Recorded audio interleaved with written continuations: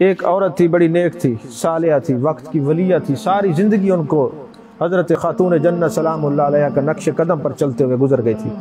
अब उनके जनाब वाला विसाल का वक्त हुआ। जब विसाल का वक्त होने लगा तो उनको किसी ने खबर दी कि हमारे इलाके में कफन चोर है जो कफन चोरी करता है, कफन उतार लेता है। आपने उसको बुलाया और 20 दिरहम अता फरमाए, जो उस वक्त की करेंसी थी, दिरहम थी, दिनार थे, दे दी और फरमाया तुम मुझसे वादा करो तुम ये मेरा कफन नहीं चुराओगे। उसने कहा जी मैं बदबख्त ज़रूर हूँ लेकिन अल्लाह के वलियों को पहचानता हूँ। तो आपने फरमाया कुछ भी हो ये पैसे ले लो, मुझे बेपर्द नहीं करना। अब वो पैसे लेके चला गया। जब घर गया तो बीवी ने पूछा इतने सारे पैसे कहाँ से लाए हो? तो उसने कहा जनाब फ़लाँ जो अल्लाह की वलिया है ना, उसने मुझे ये पैसे दिए और कहा है कि मेरा कफन चोरी ना करना। ये याद रखना, जिस मर्द की कमाई हराम की होगी ना, उसकी जो घर वाली कमाई खाएगी उसको भी ख्याल बुरे होंगे, अच्छे नहीं होंगे। अब ये मेरा मौजू नहीं, वरना इस पर भी मैं काफ़ी आपको दलाइल देता।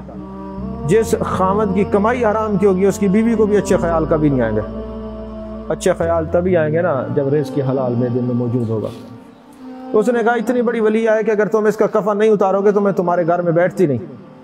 2 दिन गुजरे, वो वलिया का इंतकाल हो गया, दुनिया से चली गई।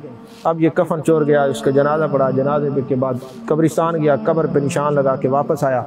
रात को जब गया ना, कब्र खोली, अंदर जैसे ही हाथ डाला कफन उतारने के लिए, आगे से बीबी ने हाथ पकड़ लिया। जैसे बीबी ने हाथ पकड़ा तो वो, अब मुझे बताएं कि कोई कब्र में हाथ डाले और आगे से मुर्दा पकड़ ले, क्या कैफियत होती है, ज़रा तसव्वुर तो करे ना। तो जैसे ही उसने जनाबे वाला हाथ पकड़ा और साथ ही फरमाया जन्नती, मेरे भाई जन्नती होकर जन्नतियों के कफन उतारता है, जन्नती होकर जन्नतियों के कफन उतारता है।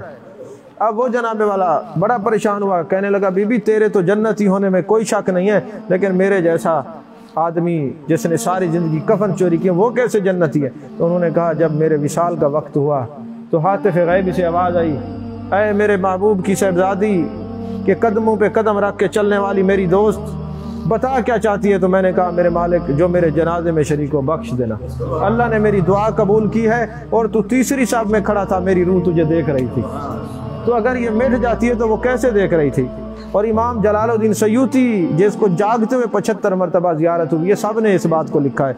तो जिनको जागते हुए महबूब की इतनी बार ज़ियारत हुआ है तो सोते हुए कितनी बार ज़ियारत होगा? वो इमाम जलालुद्दीन सयूती हैं कि जब भी कोई सनद हदीस पूछनी हो हम तो किताबें खोलते हैं, मीज़ान उल एतदाल को देखते हैं, हम किताब व सिकात को देखते हैं, हम तो किताब को देखते हैं। और उन्होंने कोई मसला पूछना होता तो साहिब किताब से सवाल किया करते थे। तो वो महबूब अलैहिस्सलाम के जनाबे वाला इतना मंजूर है नज़र थे। उनकी किताब शरह सदूर फ़ी अहवाल अल-मौत वल क़बूर के अंदर ये बात लिखी हुई है।